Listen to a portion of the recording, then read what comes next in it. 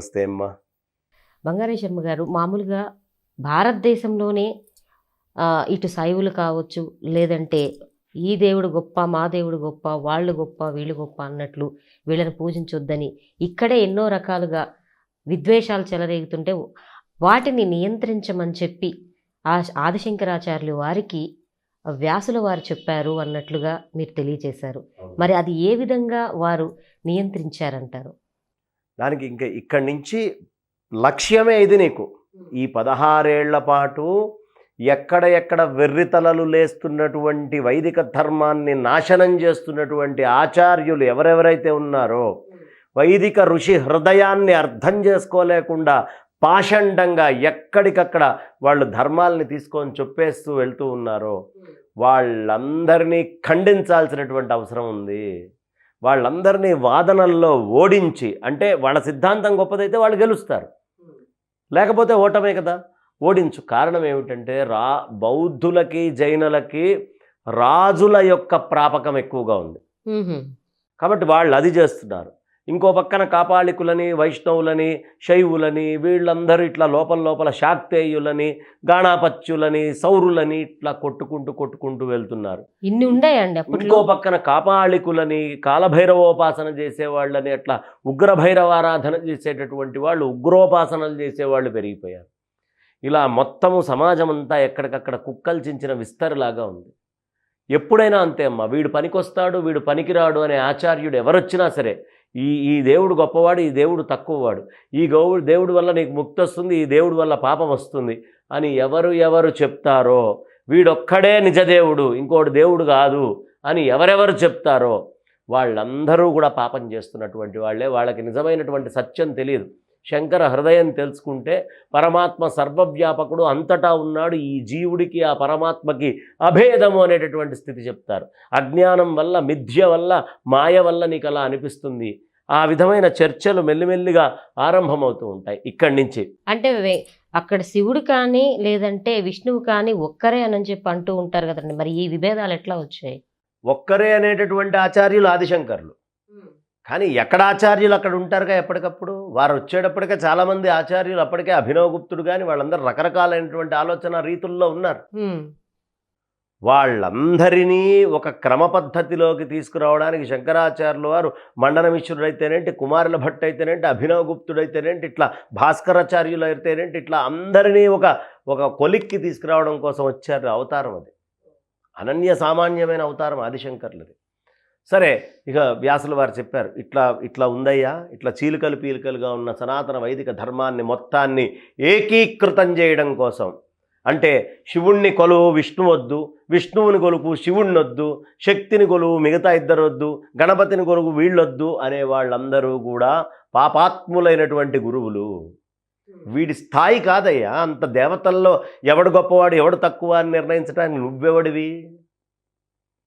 అన్ని పురాణాల్లో వ్యాసుల వారు వీరి గురించి వారి గురించి రాస్తూనే ఉన్నారుగా. వ్యాసుడి నోట్లోంచి తప్పుడు మాట రాదుగా. వ్యాసుడు చెప్పాడంటే అనన్య సామాన్యమైనటువంటి ప్రతి పురాణములోనూ శివచర్చ ఉంటుంది, ప్రతి పురాణమును యందు విష్ణు చర్చ ఉంటుంది, ప్రతి పురాణము యందు మనకి సుబ్రహ్మణ్య ఆరాధన కనిపిస్తూ ఉంటుంది. చాలా మటుకు చాలా చోట్ల అమ్మవారి యొక్క విషయాలు మనకి చూపిస్తూనే ఉంటారు, గణపతి విషయాలు చూపిస్తారు. ఇవన్నీ వ్యాసుల వారేగా రాసింది. ఒకవేళ వ్యాసుల వారి హృదయంలోనే శివుడు తక్కువ, విష్ణువు ఎక్కువ, విష్ణువు తక్కువ, శివుడు ఎక్కువ అని ఉంటే, శక్తి ఎక్కువ, ఇట్లా శక్తి తక్కువ అని ఉంటే వాళ్ళు వీళ్ళందరివి రాయరు కదా. ఎవరి పురాణాల్లో దానికి సంబంధించినటువంటి విషయాలని, దేవి భాగవతం తీసుకుంటే అమ్మ మాహాత్మ్యం చెప్పారు ఆయన, శివపురాణం తీసుకుంటే పరమేశ్వర తత్వాన్ని చెప్పారు, విష్ణు పురాణం, కూర్మపురాణం ఇత్యాదుల్లో స్వామివారి యొక్క మాహాత్మ్యాన్ని చెప్పుకుంటూ వస్తారు కథలన్నీ కూడా. కాబట్టి వారికి వ్యాసుల వారికి కానీ ఎవ్వరికీ అభేదమైనటువంటి స్థితిలోనే వాళ్ళందరూ అద్వైత ఋషి హృదయంతో ఉండేవారు. ఇప్పుడు కొన్ని దారుణాలు జరుగుతున్నాయి, మీకు తెలుసో తెలీదో సమాజంలో. ఈ బొట్టు ఇక్కడి నుంచి ఇక్కడ దాకా పెట్టుకునేవాళ్ళమ్మ, కళ్యాణం బొట్టు అని అందరూ పెట్టుకుంటారు. దీనికి స్మార్తులు, శైవులు, వైష్ణవులు ఇట్లా ఏం లేదమ్మా, అందరూ ఇక్కడి నుంచి ఇక్కడ కళ్యాణం. ఇది సంప్రదాయంగా, ఆచారంగా చాలామంది ఇళ్లల్లో ఈ బొట్టు ఇలా పెట్టుకోవడం అనేది పూర్వం నుంచి ఉంది. అది కళ్యాణం బొట్టు.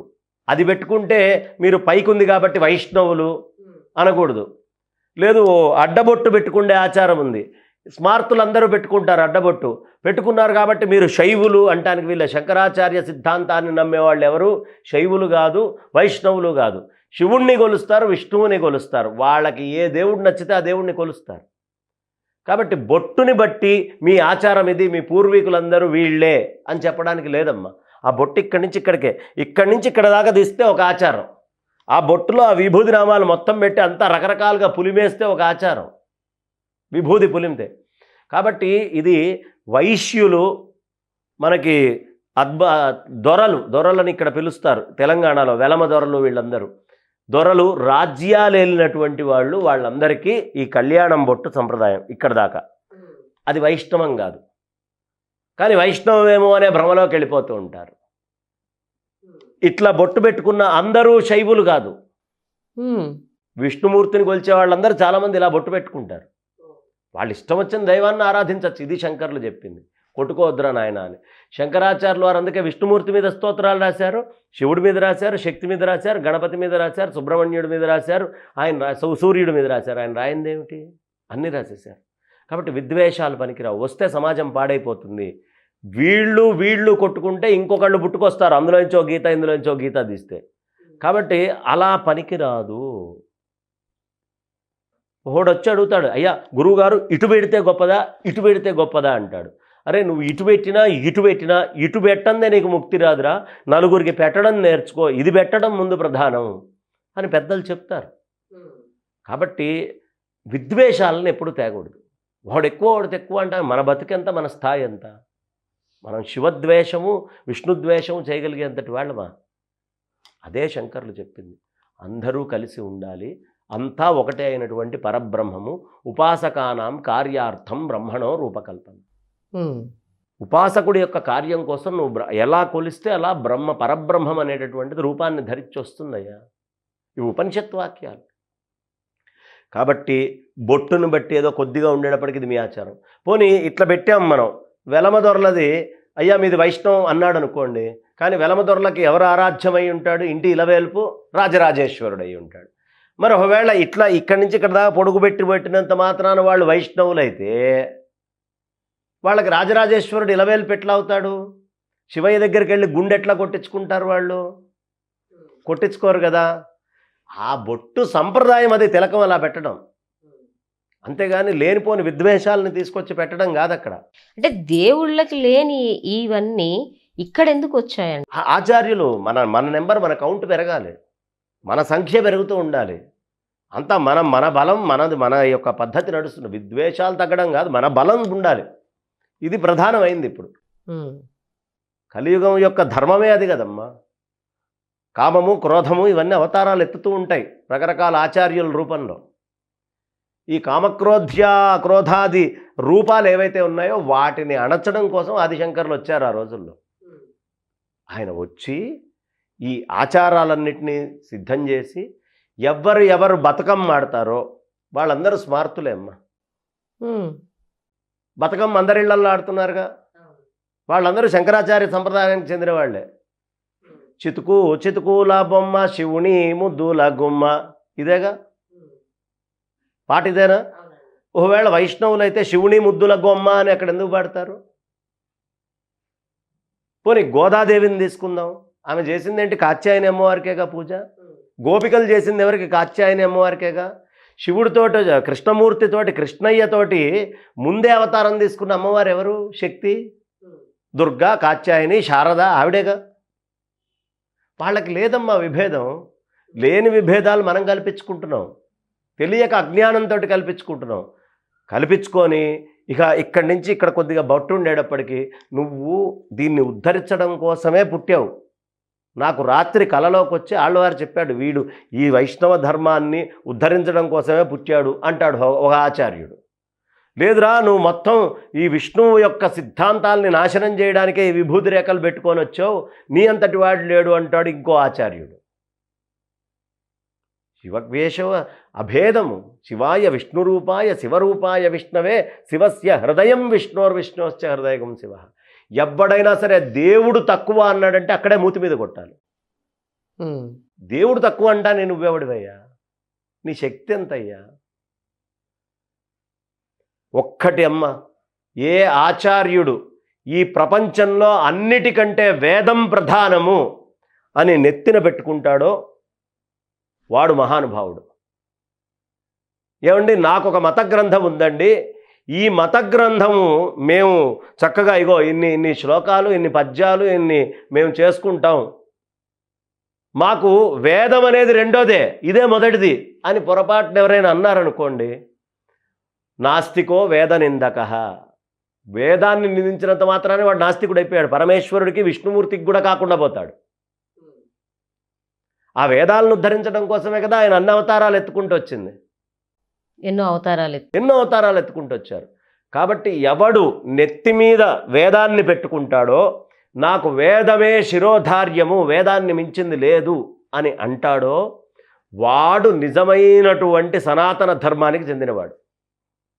మిగతా ఎవ్వడు ఆర్ష ధర్మానికి సంబంధించినటువంటి వాడు కాదు. సనాతన ఆచారం కంటే కూడా వాడిది అర్వాచారం అవుతుంది. ప్రాచీనము అర్వము. అర్వాచారం ఎవరికి కావాలమ్మా? ప్రాచీనమైనటువంటిది కదా కావాల్సింది. కాబట్టి అర్వాచార్యం మనకు అనవసరం, ప్రాచీనాచార్యమే మనకు చాలా ప్రధానమైనటువంటిది. వేదము నెత్తి మీద పెట్టుకొని ఇది నాకు మొదటిదయ్యా, ఏ గ్రంథం ఉన్నా దీని తర్వాతే అని చెబితే, ఆ వేదంలో ఉపనిషత్తులు వచ్చినప్పుడు ఉపనిషత్తులో పరబ్రహ్మ వస్తువు అని చెప్తున్నారు. కొన్ని కాండాల్లో చక్కగా విష్ణుమూర్తికి సంబంధించిన నారాయణ సూక్తాలు, పురుష సూక్తాలు చెప్తున్నారు. ఇంకో చోట రుద్రం చెప్తున్నారు, ఇంకో చోట దుర్గా సూక్తాలు చెప్తున్నారు, ఇంకో చక్క నీలా సూక్తాలు వస్తాయి. ఇలా సూక్తాలన్నీ మనకు వస్తున్నాయిగా సుస్వరంగా. దీని అర్థం ఏమిటి? వేదం నెత్తి మీద పెట్టుకున్నవాడు ఆ వేదములో చెప్పబడ్డటువంటి ఏ దేవతనైనా వాడు మనస్ఫూర్తిగా ఆరాధన చేసుకోవచ్చు. ఇప్పుడు విద్వేషం లేదుగా.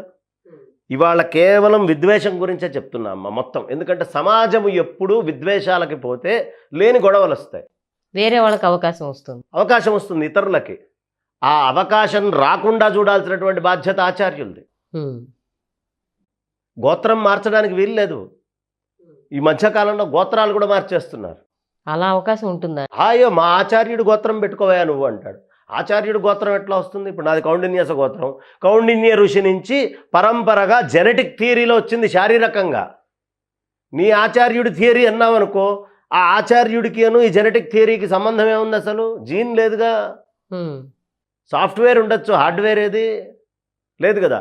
కాబట్టి ఇలాంటి పొరపాట్లు చెయ్యకూడదు మనం. మొదటి నుంచి పూర్వం అట్లా ఉండేది. ఈ గోత్రం పెట్టేసుకోండి అనేవాళ్ళు. ఎట్లా పెట్టుకుంటారు? ఆ జెనెటిక్ థియరీ ఉండాలిగా, అందులో ఆ జీన్ రావాలిగా. కాబట్టి ఇట్లా అనేక అంశాలు ఇవాళ సమాజంలో అప్పుడు శంకరాచార్యులు వారు ఉన్నప్పుడు ఇప్పుడైనా ఇలాంటి ఇబ్బందులు ఉండేవి. వీటన్నిటిని నువ్వు జయించాలయ్యా అని ఆదిశంకర భగవత్పాదాచార్యుల వారిని ఆయన 16 ఏళ్ల పాటు ముందరికెళ్ళి చేయమన్నారు. ఇక పని మొదలుపెట్టారు వారు. ఇక్కడి నుంచి సంచారం మొదలు పెడతారు. రేపటి నుంచి శంకరులు ఏ విధంగా సంచారం చేశారు, ఎవరెవరి దగ్గరికి వెళ్ళారు, ఎలా గెలుచుకుంటూ వచ్చారు, ఈ విషయాలన్నీ చెప్పుకుందాం. ఇంకా శంకర తత్వమే శరణ్యం, శంకరుడిచ్చిన అద్వైతమే శరణ్యం. అద్వైతం అర్థమైతే గొడవ లేదు. అద్వైతం అర్థం కానంత దాకా పీకులు అడుకుంటూనే ఉంటాడు, కొట్టుకుంటూనే ఉంటాడు, గొడవలు చేస్తూనే ఉంటాడు. మంచి విషయం తెలియజేశారండి. ధన్యవాదాలు.